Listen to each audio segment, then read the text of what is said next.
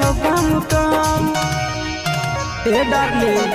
भोरे भोरे याद कैले ही फोन एते जरूरी रहो काम कम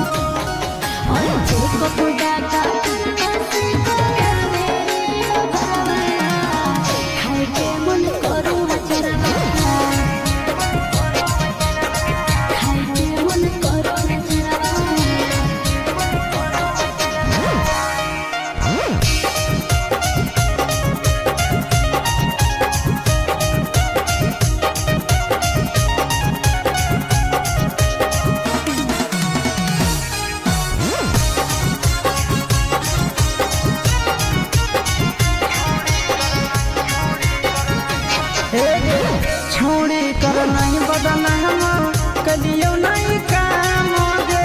हमारा से कर लगी हवा लगबो ही ले जाम गे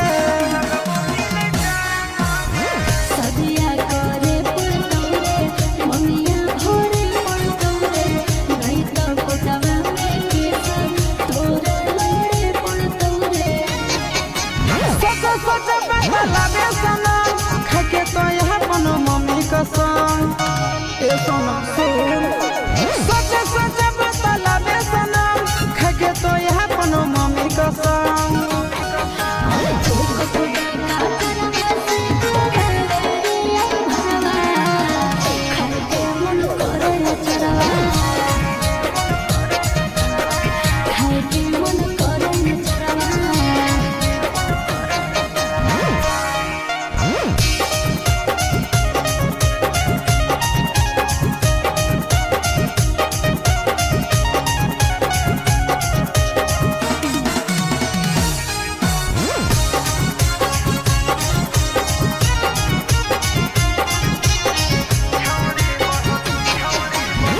छौड़ी बहलो तोरा बेटा के करो से होनी सेटा हम तो छो महीना से कलियो नहीं छौड़ी भेटा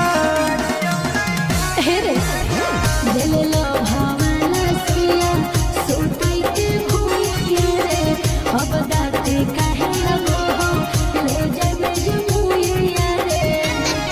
आगे मजा ले हो तो चिंटू राजा